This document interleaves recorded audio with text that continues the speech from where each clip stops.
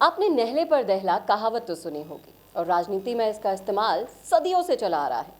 जिस तरह से शतरंज में चाल चलते हैं उसी तरह से राजनीति में भी चाल चली जाती है।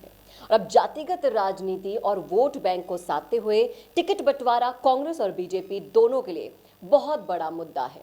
अब दो गुर्जर नेताओं को चुनावी मैदान में टक्कर कराने की तैयारी इन दोनों पार्टियों ने कर ली है। जी हाँ, एक तरफ है कांग्रेस पार्टी के दिग्गज नेता अशोक चांदना, दूसरी तरफ है कर्नल किरोड़ी सिंह बैंसला के बेटे विजय बैंसला। तो कौन से गुर्जर नेता की होगी जीत और किसकी होगी हार?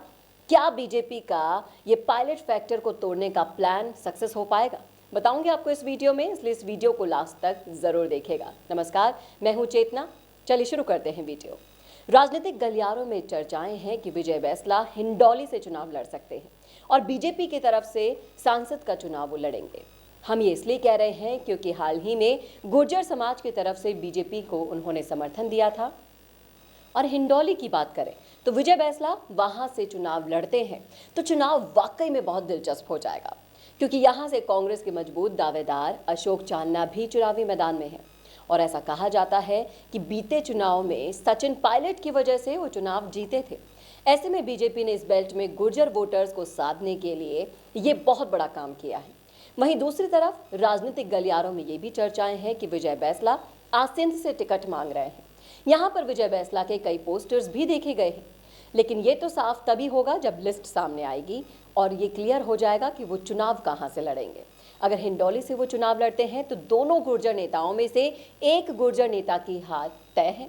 और ऐसे में अगर विजय बैंसला हारते हैं तो फिर उनके राजनीतिक जीवन पर सवाल उठ जाएंगे, क्योंकि उनके पिताजी ने बहुत ही मजबूत पृष्ठभूमि के साथ राजनीति में कदम और अपना कद बढ़ाया था। अगर अशोक चांदना हारते हैं तो उनके भी राजनीतिक जीवन पर खतरा मंडरा जाएगा।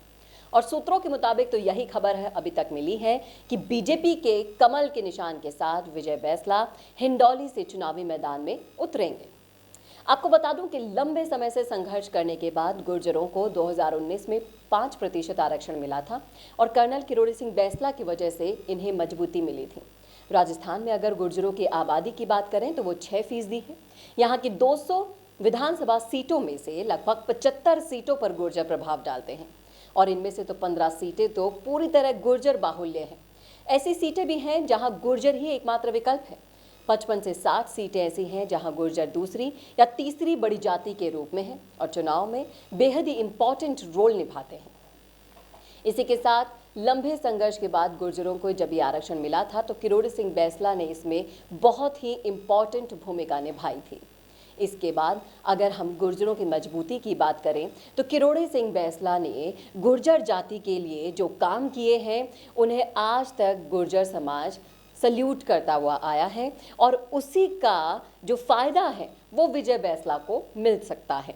विजय बैंसला शुरू से ही इस तरह से आगे बढ़े हैं, लेकिन कहीं ना कहीं कंपैरिजन अगर हम दोनों का करते हैं तो कर्नल का जो पलड़ा है वो ज़्यादा भारी रहता है।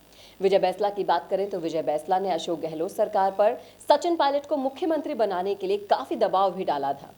आपको याद हो जब भारत जोड़ो यात्रा राजस्थान में एंटर होने वाली थी तब भी विजय बैंसला ने कह दिया था कि सचिन पायलट को मुख्यमंत्री बनाने के लिए ही गुर्जर समाज ने कांग्रेस को वोट दिए थे और अब उनकी मांग को अनदेखा करके कांग्रेस बहुत बड़ा छल कर रही है।